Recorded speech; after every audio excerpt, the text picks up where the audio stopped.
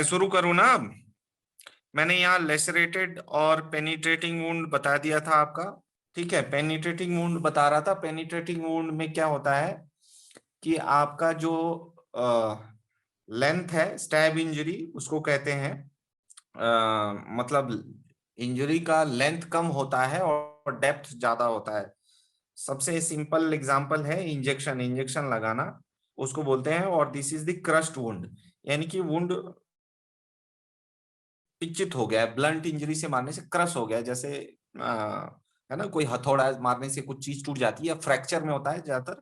Closed end crust type की injury होती है, जैसे कि कोई रोड एक्सीडेंट में फ्रैक्चर हो जाता है तो दैट इंजरी, अर्थक्वेक या वॉल कोलैप्स दिया है ना, एक्सीडेंट्स, तो ये क्रस्ट वुंड है जो आपको दिख रहा है ये फोटो में। ठीक है, उसके बाद हम आते हैं वुंड हीलिंग प्रोसेस पे। तो wound healing is a mechanism where by body attempts to restore the integrity and function of the injured part। यानी कि जो टिश्यू में डिसकंटिन्यूटी हुई है, जो वुंड हुआ है, उस वुंड को मैनेज करने के लिए बॉडी जो प्रोसेस करती है, that process is called wound healing.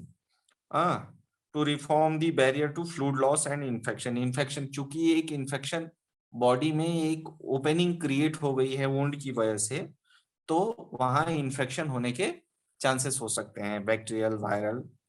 ठीक है, और different types of micro organism infections हो सकते हैं, तो उसको रोकने के लिए भी वुंड हीलिंग जरूरी है। And to limit further entry of foreign organism and material. ठीक है, उसके बाद reestablish normal blood and lymphatic pattern. यानी कि जो वुंड हुआ है उसमें तो ब्लड वेसल्स का भी डैमेज हुआ है, ठीक है, नर्वस डैमेज भी होता है, लिम्फेटिक सिस्टम का भी डैमेज होता है, तो उन सबको रिस्टोर करने के लिए जो प्रोसेस होता है, that process is wound healing. Now classification of wound healing. Wound healing दो टाइप की होती है, एक होती है primary, secondary and tertiary intention. ये तीन प्रकार के जो है इंटेंशन होते हैं वुंड की हीलिंग के।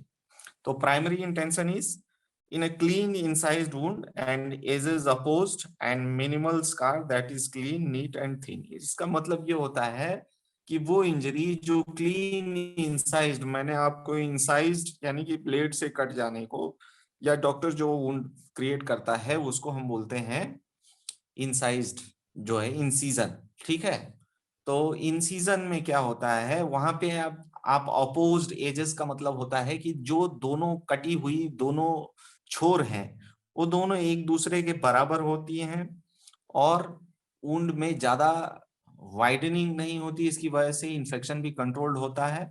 और ये जो है बहुत ही मिनिमम, कोई भी वुंड होता है तो वो हील होता है तो उसमें एक स्कार बन जाता है, उसको कहेंगे बाद में। ठीक है, तो मिनिमम स्कार बहुत होता है, बहुत ही मिनिमम स्कार के साथ ये हील हो जाता है और बहुत ही क्लीन नीट वुंड होता है। That is the primary intention, primary. Then secondary intention is occurs in infected wound discharging pus, skin loss। जो बड़ा वुंड है, जो ट्रॉमा हुआ है, बर्न, जैसे कि बर्न है, सेप्सिस है, या फुट अल्सर है, जो एक बड़ा सा घाव है जिसको एब्सेस बोल सकते हैं, वुंड बोल सकते हैं, इसमें इन्फ्लामेशन, इन्फेक्शन, ठीक है, ये सब चीजें ज्यादा होंगी, पस फॉर्मेशन होगा। तो ये क्या होता है, ये वुंड ग्रेनुलेशन टिश्यू के द्वारा, ग्रेनुलेशन के द्वारा भरता है। And then epithelialization. Granulation means क्या होता है कि जो एक, मान लीजिए कि 2 सेंटीमीटर का एक, मेरी आवाज आ रही है ना आप लोगों को? Are you listening? Yes sir. Hello? हाँ, मान लीजिए कि 2 सेंटीमीटर का एक बड़ा वुंड है, तो वो अचानक से हील नहीं हो जाएगा ना। अगर दोनों, जैसे कि प्राइमरी इंटेंशन में हमने बताया कि एक ब्लेड से कटा हुआ है, दोनों एजेस बिल्कुल नजदीक है, तो वो वुंड जल्दी हील हो जाएगा और उसमें ग्रेनुलेशन की जरूरत नहीं पड़ेगी।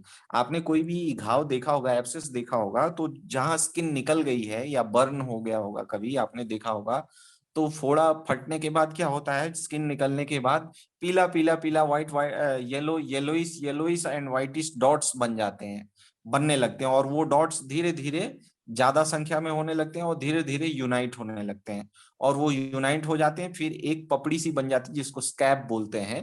ठीक है, फिर वो जम जाती है और उसके नीचे फिर एपिथेलियल टिश्यू उसको बोलते हैं, जो नॉर्मल स्किन है वो बनने लग जाती है, उसको बोलते हैं एपिथेलियलाइजेशन।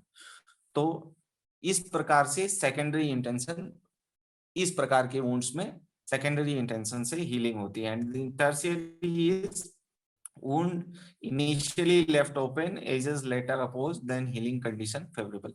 टर्शियरी वुंड में क्या होता है कि कभी कभी क्या होता है, जैसे कि ऐसे ही घाव आ जाते हैं, ऐसे वुंड्स आ जाते हैं डॉक्टर के पास, तो वो उनको हम कहते हैं सेकेंडरी। जब हम उन वुंड्स का सुचरिंग करते हैं तो उसको हम सेकेंडरी कहते हैं। पहले हम उसको छोड़ देते हैं, पहले जैसे कि मान लीजिए कि कांच के टुकड़े अगर घुसे होने की चांसेस हो, तो पहले क्या करेंगे, पहले हम उस वुंड को छोड़ देते हैं, पहले हम देखते हैं, ठीक है। उसके बाद जब फेवरेबल कंडीशंस आती है, हम देखते हैं कि नहीं और कोई इन्फेक्शन नहीं है, कुछ नहीं है, या जानवरों के बाइट्स में, जैसे कि किसी खूंखार जानवर या कुत्ते ने काट लिया, तो ऐसे वुंड्स को हम क्या करते हैं, क्लोज नहीं करते हैं, उसका सूचर नहीं किया जाता। क्यों?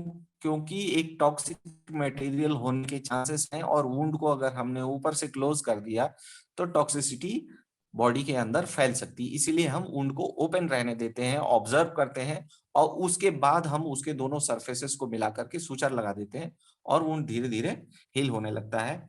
That is the tertiary intention. ठीक है, ये फिगर में बना हुआ है जो चीजें मैंने आपको एक्सप्लेन की है। ठीक है, प्राइमरी, सेकेंडरी एंड टर्शियरी, इसको आप देख लीजिएगा। अब इसमें फीचर्स क्या होंगे, जो है प्राइमरी यूनियन और सेकेंडरी यूनियन में, प्राइमरी में क्लीनलीनेस, क्लीन रहेगा, सेकेंडरी में अनक्लीन रहेगा। इन्फेक्शन, प्राइमरी में जनरली अनइन्फेक्टेड क्योंकि एजेस बहुत ही क्लोज रहते हैं, सेकेंडरी यूनियन में जो है इन्फेक्शन होने के चांसेस रहते हैं। मार्जिन्स, जो वुंड के मार्जिन्स हैं, दोनों किनारे हैं, प्राइमरी में बहुत ही शार्प होंगे, इवन होंगे, उसमें इरेगुलर होंगे, अनइवन होंगे। सूचर प्राइमरी में हम करते हैं जनरली, एंड सेकेंडरी में हम सूचर, सूचर का मतलब सिलाई करना या टांके लगाना, तो टांके प्राइमरी वुंड में हम लगाते हैं, सेकेंडरी वुंड्स में नहीं लगाते हैं। और healing, scanty granulation tissue at incised gap along the suture tracks. ये देखिए, वुंड की हीलिंग ही ग्रेनुलेशन द्वारा होती है, जो आपको सेकेंडरी इंटेंसिव, बट ये ग्रेनुलेशन आपको उतना दिखता नहीं है बाहर से, ग्रेनुलेशन यहाँ भी होता है, ठीक है, इसीलिए। और यहाँ पर आपको ग्रेनुलेशन सेकेंडरी इंटेंशन में ज्यादा दिखता है। आउटकम नीट जो है विथ मिनिमम लीनियर स्कार के साथ जो है प्राइमरी वुंड हील हो जाता है। सेकेंडरी में कॉन्ट्रैक्टेड होता है, जैसे बर्न में आपने देखा होगा, बर्न के केसेस देखे होंगे, पोस्ट बर्न कॉन्ट्रैक्चर जिनको बोलते हैं, कि उनकी स्किन सिकुड़ जाती है। आपने जरूर जिंदगी में, या टीवी में एसिड करके एक फिल्म आई थी, एसिड अटैक, उसमें आपने देखा होगा कि चेहरा जो है सिकुड़ जाता है, मांसपेशियां खिंची खिंची सी लगती हैं, तो इस टाइप का अपीयरेंस होता है, तो हम उसको देख के भी कह सकते हैं कि ये सेकेंडरी हीलिंग हुई है। कॉम्प्लिकेशंस ज्यादातर नहीं होते हैं प्राइमरी में, हालांकि सिस्ट वगैरह बन सकते हैं, एंड सेकेंडरी में कॉम्प्लिकेशन होते हैं, क्योंकि सुपुरेशन, सुपुरेशन का मतलब पस का बनना, ठीक है, या कोई भी लिक्विड का डिस्चार्ज होना, उसको सुपुरेशन बोलते हैं, ठीक है। यहाँ पर वुंड के केस में सुपुरेशन मींस पस, लीकेज ऑफ पस होगा, ठीक है। और प्राइमरी में एपिडर्मल इंक्लूजन सिस्ट होता नहीं है, 99% केसेस में सिस्ट का फॉर्मेशन नहीं होता है, बहुत रेयर कंडीशंस में प्राइमरी इंटेंशन में सिस्ट बन सकती है, वेरी वेरी रेयर। आप कम से कम 10,000 केस में एक केस, एक वुंड ऐसा मिलेगा जिसमें सिस्ट बन जाए, अदरवाइज नहीं बनता है, ठीक है। Now we are coming to phases of wound healing. पहले आता है इन्फ्लेमेटरी फेज, दूसरा प्रोलिफरेटेड, पहले नाम समझ लीजिए, फिर बाकी हम स्टेजेस को बताएंगे। उसके बाद रीमॉडलिंग, उस यानी कि मैचुरेशन फेज, उसके बाद तीनों फेजेस इन्वॉल्व हो जाएंगे, तो stage of inflammation, stage of granulation, actually यही नाम है। आपको वुंड हीलिंग में इन तीनों के अलग अलग नाम हैं, उनको हम यही कहेंगे, stage of inflammation, stage of granulation tissue formation, and stage of epithelialization, and stage of scar formation and resorption, और stage of maturation। ये 5 फेजेस एक्चुअली यही वुंड हीलिंग के फेजेस हैं। अब इन्फ्लामेटरी फेज में क्या होता है, सबस्ट्रेट और एक्सुडेटिव फेज। इसमें क्या होता है, जब भी कोई हो जाएगा तो होम्योस्टेटिक, यानी जो हमने आपको होम्योस्टेसिस ऑफ द सेल पढ़ाया था, वो होम्योस्टेटिक कंडीशन सेल की नहीं रह जाएगी। तो क्या होगा कि सेल में इन्फ्लेमेटरी चेंजेस होंगे। इन्फ्लेमेटरी चेंजेस होने की वजह से क्या होगा, ब्लड वेसल्स में कॉन्स्ट्रिक्शन होगा, ब्लड का ओजिंग आउट होगा और ब्लड क्लॉट हो जाएगा। उस क्लॉट को हम क्या कहते हैं, थ्रोम्बस फॉर्मेशन, या क्लॉटिंग को कहेंगे थ्रोम्बोसिस। क्लॉट बन जाता है और ये इन्फ्लेमेटरी स्टेज कब तक रहता है, 3 दिन तक रहता है। ये जस्ट जैसे ही वुंड हुआ और इन्फ्लामेशन स्टार्ट हो जाता है, क्योंकि इन्फ्लामेशन के 4 साइन होते हैं, पेन, स्वेलिंग, रेडनेस और वहां लोकल टेम्परेचर का बढ़ जाना। यानी कि ज्यादा ब्लड वेसल्स, कहीं भी आपको चोट लग जाए तो आप हाथ लगा के देखिए, तो वहां पे आपको स्वेलिंग भी महसूस होगी, वहां आपका टेम्परेचर बढ़ा हुआ मिलेगा उस पर्टिकुलर पार्ट में, वहां उस पर्टिकुलर पार्ट पेन होगा। एक रेड, यानी कि अल्टरनेट कलर, रेडनेस वुंड के केस में रेडनेस भी हो सकता है, ब्लूइशनेस भी हो सकता है, क्योंकि कंट्यूजन होगा तो वहां ब्लूइश कलरेशन नहीं दिखेगा। तो ये इन्फ्लामेटरी 4 साइंस आएंगे और जस्ट जैसे ही वुंड होता है इन्फ्लामेशन स्टार्ट हो जाता है, 2-3 दिन तक इन्फ्लामेशन रहता है।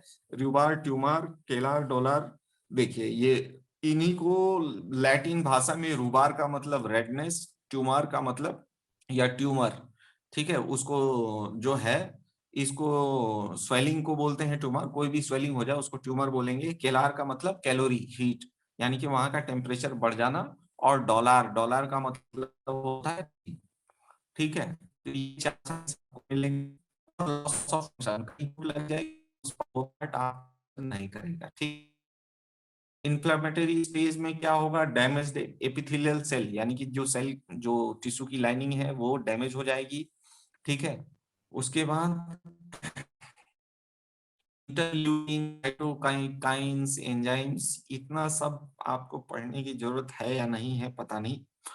मैं आपको शॉर्ट में बता देता हूं कि जैसे ही किसी सेल्स में जो है टिश्यू में चोट लगती है, कोई ट्रॉमा होता है, ट्रॉमा होने के बाद वहां के ब्लड वेसल्स रप्चर होते हैं, रप्चर होने के बाद वहां ब्लीडिंग होती है, ब्लीडिंग होने के बाद बहुत सारे इंटरल्यूकिन्स, साइटोकाइंस, प्रोस्टाग्लैंड, हिस्टामिन, सेरोटोनिन्स, कोलाजिनेज, ठीक है, इलास्टिनेज, ये सब एंजाइम्स के नाम है। इनके उपस्थिति में डिफरेंट डिफरेंट केमिकल एक्शंस होते हैं, बॉडी में चेंजेस होते हैं सेल्स में, ठीक है। इंटरल्यूकिन्स क्या करते हैं, सेल्स को बाइंड करने का काम करते हैं। साइटोकाइंस जो है सेल्स को डिस्ट्रॉय करने की वो करते हैं। कोलाजिनेजेस जो है कोलाजिन, कोलाजिन को बनाते हैं। एजेस उसमें 2 टाइप के होते हैं, एक कोलाजिन एएसी होता है, एक एएसी होता है। तो एक कोलाजिन को फॉर्म करते हैं, एक उसको, ये कोलाजन का मतलब एक नेटवर्क ऑफ फाइबर्स है। जैसे ब्लड क्लॉट होता है तो पहले ही दिन आपने देखा होगा क्लॉट होके वो सूख नहीं जाता है, वो पहले थोड़ा थोड़ा पेस्टी टाइप का होता है, उसके बाद उसमें फाइबरस फाइबरस स्ट्रक्चर बन जाते हैं और धीरे धीरे वो यूनाइट हो जाते हैं। तो ये सब प्रोसेस जो है, हिस्टामिन्स, अगेन सेरोटोनिन, हिस्टामिन्स क्या होते हैं, ये बॉडी के प्रोसेस को स्लो कर देते हैं, वेसो कॉन्स्ट्रिक्शन क्रिएट करते हैं, यानी कि ब्लड वेसल्स को, चूंकि ब्लड वेसल्स आपके रप्चर हो चुके हैं, ब्लड का लीकेज होगा, तो बॉडी उसको प्रोटेक्ट करने के लिए हिस्टामिन्स का रिलीज करती है। हिस्टामिन्स क्या करते हैं, कॉन्स्ट्रिक्ट कर देते हैं ब्लड वेसल्स को, ठीक है, और एंटीजन एंटीबॉडी रिएक्शन को कम कर देते हैं, ठीक है। तो ये डिफरेंट हेल्पिंग मैकेनिज्म्स हैं। और मैक्रोफेजेस, जो मैक्रोफेजेस होते हैं वो एक टाइप के सेल्स होते हैं जो फॉरेन इन्वेशन से बॉडी को रोकते हैं, वो भी एक ब्लड क्या बोलते हैं, WBCs के पार्ट ही होते हैं, ठीक है। तो इस तरीके से ये इंफ्लेमेटरी स्टेज होता है आपका।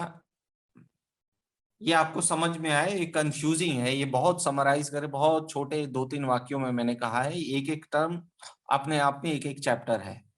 कहीं नहीं समझ में आया होगा तो आप लोग रोक सकते हैं। इज इट क्लियर या आगे बढ़ूं?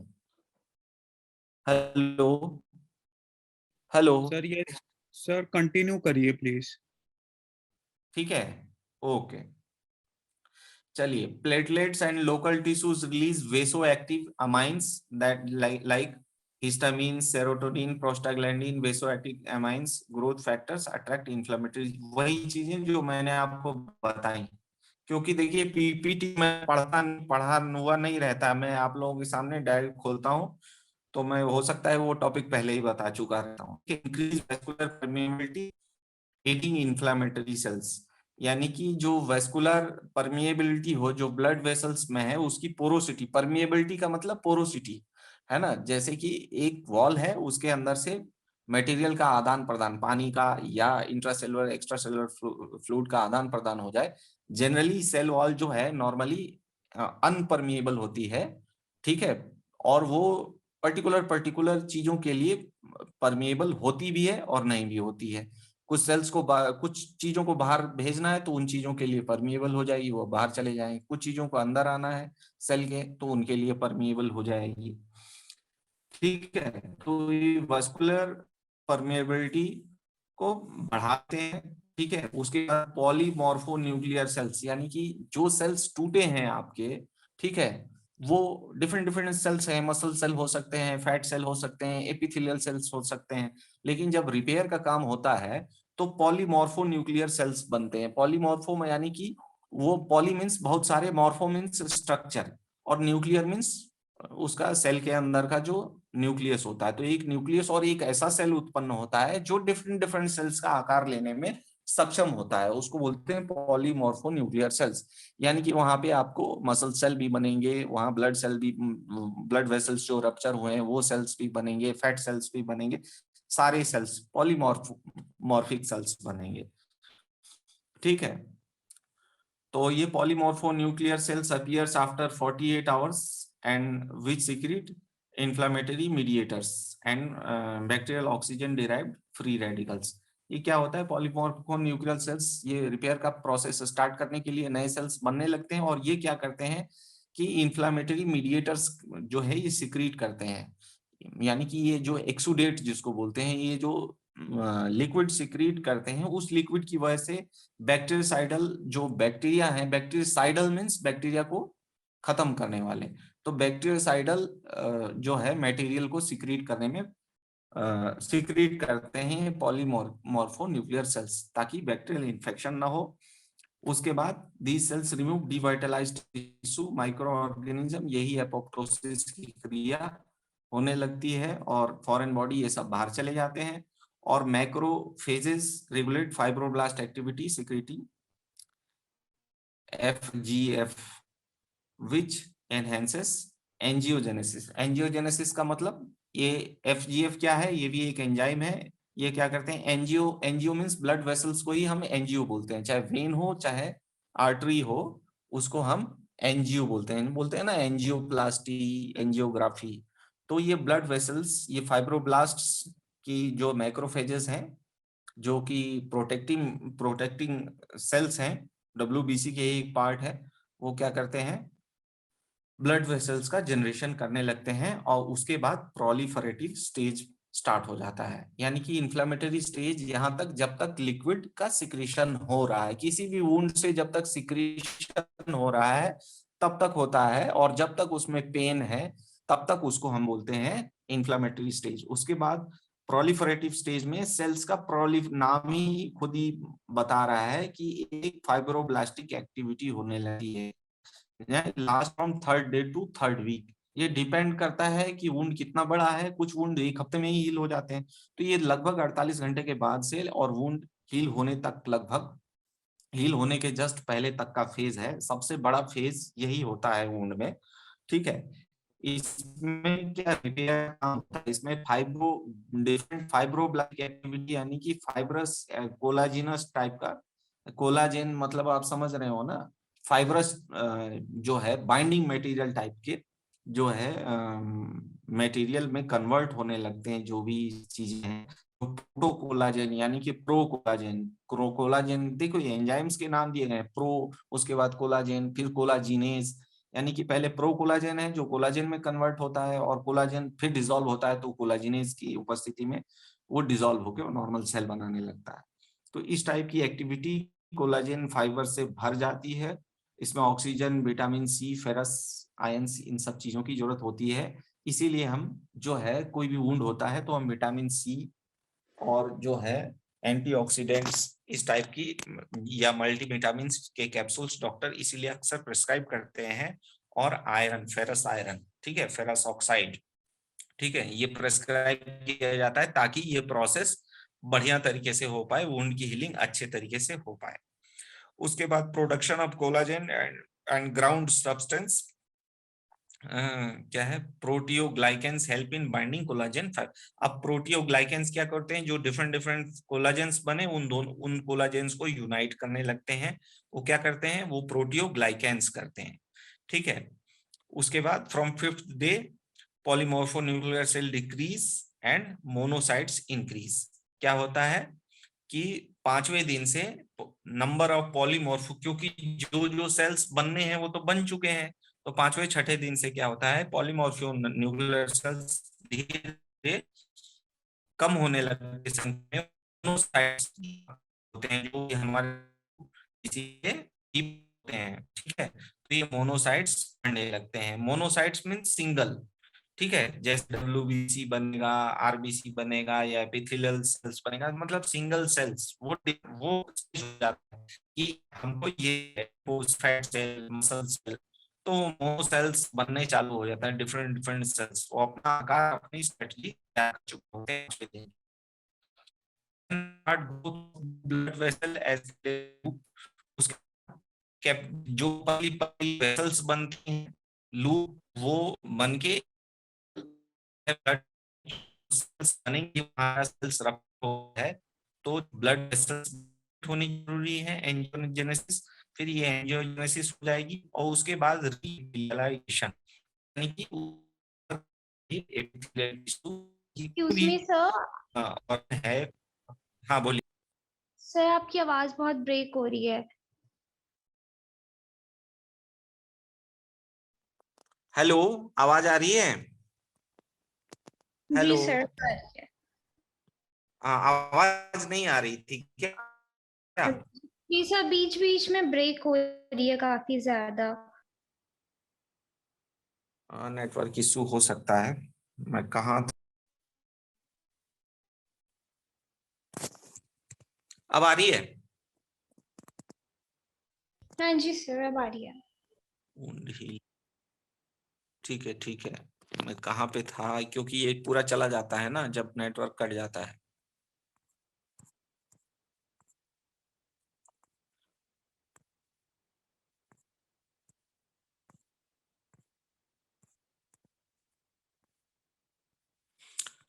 एंजियोजेनेसिस हो जाती है। एंजियोजेनेसिस होने के बाद रीएपिथेलियलाइजेशन, यानी कि कवरिंग ऑफ द वुंड। जो वुंड, जिस पार्ट का भी वुंड है, उसके ऊपर जो एपिथेलियल टिश्यू होगा, आई होप कि आप लोगों को tissue, squamous epithelium, transitional epithelium, इन सब चीजों के बारे में पता हो बेसिक एनाटॉमी में।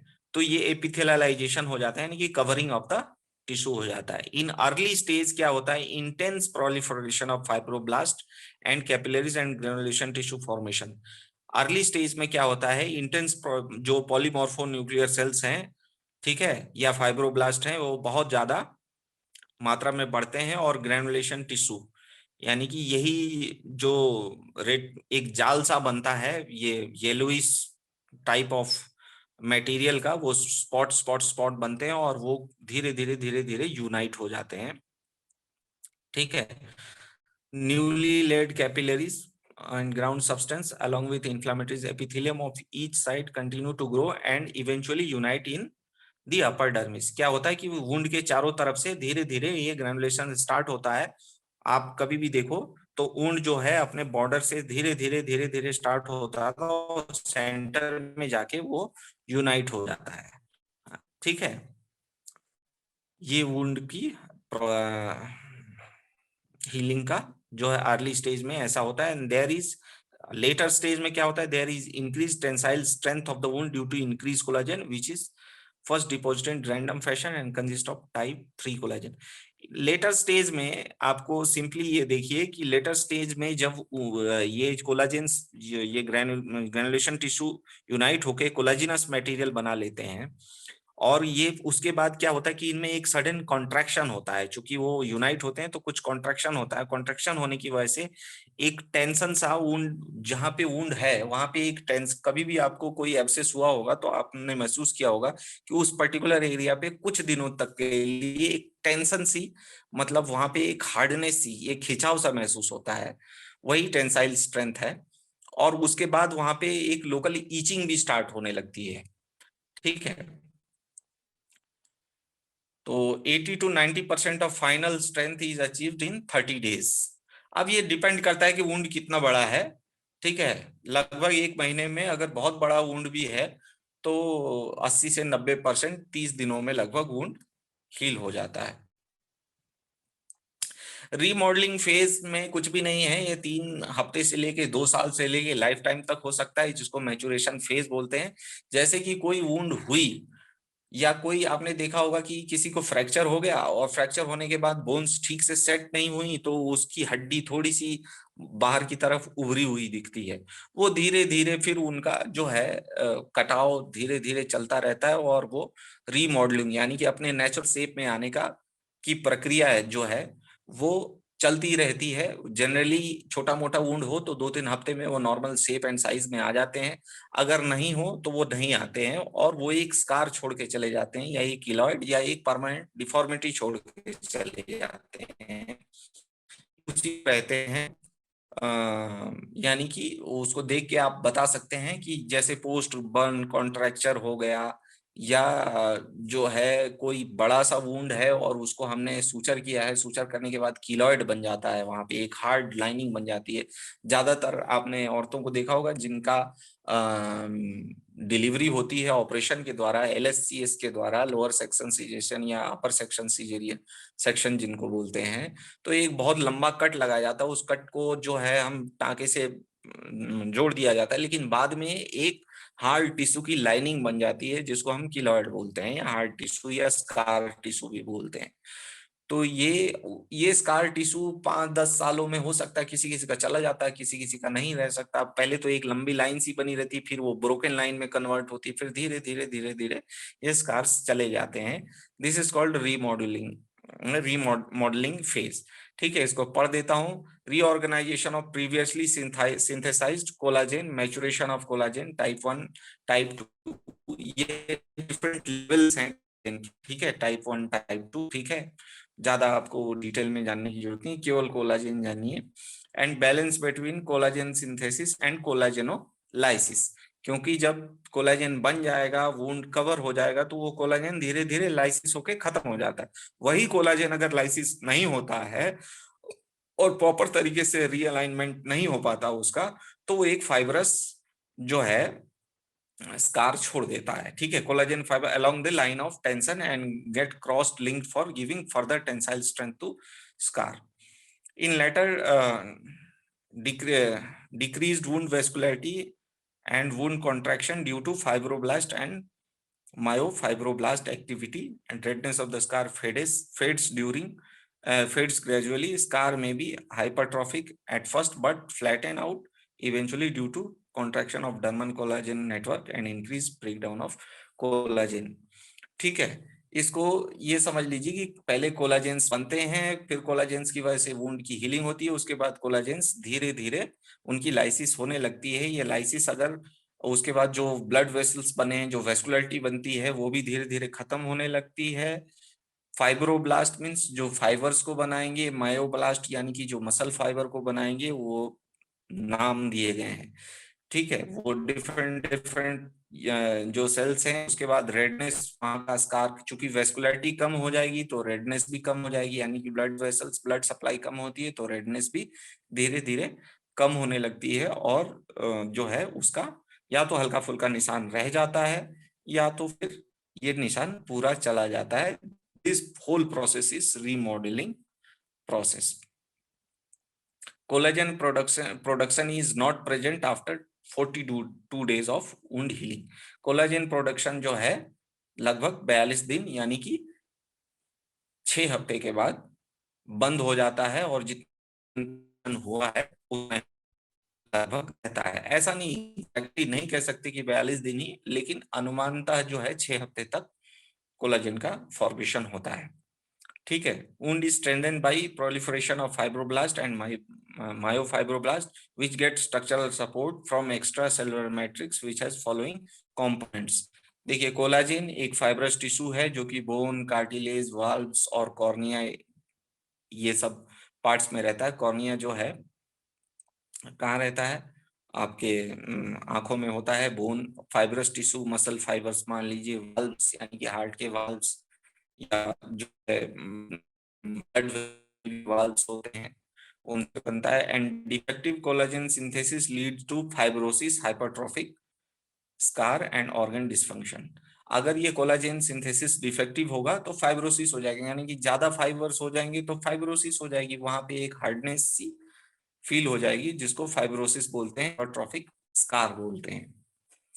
ऑर्गन डिसफंक्शन अगर बहुत बड़ा वुंड हो तभी हो सकता है, अदरवाइज ऐसा कुछ होता नहीं। एडेसिव ग्लाइकोप्रोटीन्स, ये ग्लाइकोप्रोटीन्स क्या है, ये कोलाजेंस को जोड़ने का काम करते हैं, जैसे कि फेविक्विक करता है ना, उसी तरीके से, इसीलिए उसका नाम एडहेसिव ग्लाइकोप्रोटीन्स है। ये प्रोटीन्स डिफरेंट कोलाजेंस को बाइंड करती हैं, ये कोलाजेंस एडहेसिव प्रोटीन के फाइबर बनाते हैं। ये फाइबर होते हैं, उसके बाद धीरे जो है वो एक स्ट्रेंथ क्रिएट करते हैं और वो अपनी इलास्टिसिटी के बाद वो रुक जाते हैं। प्रोटियोग्लाइकेंस, सर तो प्रोटियोग्लाइकेंस यही है। हाँ जी बोलिए बोलिए। Sir your hello, voice is not clear and getting stuck. Voice के लिए तो इट्स अ नेटवर्क प्रॉब्लम, अब मैं क्या बोल सकता हूँ। आ रही है वॉइस? ठीक है अब आ रही है सर। यस एक मिनट, नेटवर्क तो ठीक है मेरा, ठीक है चलिए। तो इलास्टिक फाइबर्स बन जाते हैं और प्रोटियोग्लाइकेंस आर नथिंग बट जो प्रोग्लाइकेंस मैंने बोला था वही होते हैं, ठीक है। वो डर्माटाइन एंड कॉन्डर्माटाइन, यानी कि स्किन के ऑर्गन्स को ज्वाइन करेंगे स्किन में, स्किन के पार्ट को तो डर्माटाइन कहलाएंगे, कॉन्ड्रोइटिन कहलाएंगे अगर बोन्स अगर वहां पे, या कार्टिलेजिनस टिश्यू को जोड़ेंगे तो वहां पे कॉन्ड्रोइटिन का नाम दिया जाता है।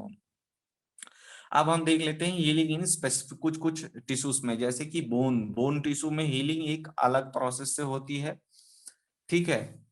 तो फ्रैक्चर बोन में क्या होता है, बोन का फ्रैक्चर हो जाता है, फर्स्ट स्टेज में क्या होता है, वहां पे हेमाटोमा बनता है, यानी कि फ्रैक्चर होने की वजह से वहां ब्लड वेसल्स फ्रैक्चर होने की वजह से खून वहां पे बहता है, वो जम करके एक गोला बना लेता है, एक ट्यूमर बना लेता है, उसको कहते हैं हेमाटोमा। उसके बाद ऑस्टियोब्लास्ट, ऑस्टियोब्लास्ट यानी कि जो हड्डी को जो है बनाने वाले सेल्स हैं वो उनका निर्माण होता है। और and gap field by blood, जो दोनों हिस्से हैं फ्रैक्चर के दोनों एंड्स हैं, ठीक है, एक हड्डी टूटी है तो बीच से टूटी है तो दोनों एंड्स होंगे ना, दोनों फ्रैक्चर्ड एंड्स, वो ब्लड और ये ऑस्टियोब्लास्ट द्वारा, इनके द्वारा ये भर लिए जाते हैं। फाइब्रिन ये क्या करते हैं, ये ब्लड और क्लॉट जो है और एक फाइब्रिन, वही जो फाइब्रस मटेरियल है वो फाइब्रिन आकर के उस गैप को भर देते हैं। ये लगभग 7 दिनों में हो जाता है। If gap exist secondary healing lead to malunion, delayed union and non union. अगर ये गैप नहीं भरता है तो वो उससे क्या होता है, माल यूनियन या दोबारा फ्रैक्चर होने के चांसेस रहते हैं। माल यूनियन है मतलब सही से नहीं जुड़े हैं, या डिलेड यूनियन भी हो सकता है, यूनियन नहीं होता है, या फिर ज्यादातर माल यूनियन और डिलेड यूनियन ही होता है, नॉन यूनियन जैसी कोई चीज होती नहीं, क्योंकि हड्डी अपने आप ज्वाइन कर लेती है, ठीक है। अब यहाँ पर आपको एक चीज ये देखना है कि 7 दिन, आपने देखा होगा कि जो भी फ्रैक्चर होता है लोग डॉक्टर कहते हैं एक कच्चा प्लास्टर एक पक्का प्लास्टर, तो वो पहले बोन को सेट कर देते हैं एक सिंपल सी पट्टी लगा करके आपको, और एक प्लास्टर करके और छोड़ देते हैं, और 1 हफ्ते बाद दोबारा एक्सरे करके देखते हैं। वहां पे एग्जैक्टली यही चीज देखी जाती है कि वो गैप भरा है कि नहीं, और कहीं माल यूनियन तो नहीं है, हड्डी को दोबारा सेट करने की जरूरत तो है नहीं। इसीलिए यहाँ पर ये फर्स्ट स्टेज 7 दिन ये पूरा जब हो जाता है तो फिर क्या करते हैं कि पक्का प्लास्टर हम 1 महीने के लिए लगा देते हैं। 1 महीने तक जो है प्रोलिफरेशन स्टेज चलता है और उसके बाद फिर हम प्लास्टर को हटा देते हैं, ठीक है। सेकंड स्टेज क्या होगा, प्रोलिफरेशन या स्टेज ऑफ ग्रेनुलेशन टिश्यू। यहाँ पर कैलस फॉर्मेशन हम बोलेंगे, बोन के टिश्यू में जो ग्रेनुलेशन है उसको हम कैलस बोलते हैं, ठीक है। जो बोनी मटेरियल है जो बढ़ता है, जो बोनी कोलाजेन कह लीजिए, उसको आप कैलस या प्रोकैलस फॉर्मेशन बोलेंगे, ठीक है। Mass of tissue, disorganise tissue, ये एक mass of tissue bone tissue है रहता है।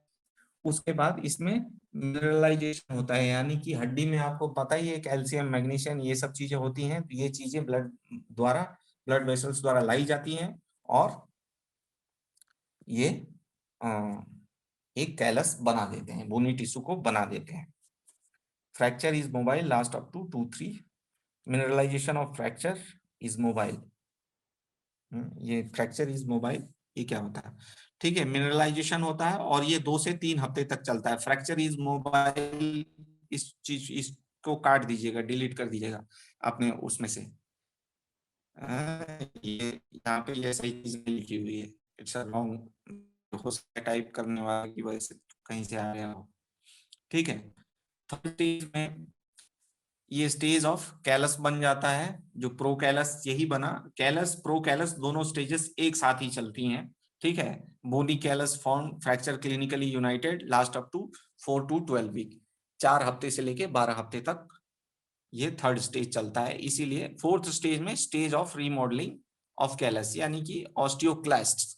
अब ये देखिए ऑस्टियोब्लास्ट्स आपने पढ़ा, जितने भी ब्लास्ट्स हैं वो फॉर्मेशन वाले हैं। ऑस्टियोब्लास्ट्स यानी कि हड्डी को बनाने वाले, मायोब्लास्ट यानी कि मसल फाइबर को बनाने वाले, ऑस्टियोक्लास्ट जहां पे क्लास CLAST होता है, क्लास्ट का मतलब कि ईटिंग सेल्स, यानी कि ऑस्टियोक्लास्ट हड्डी को ही स्क्रैप करने वाले या खा जाने वाले।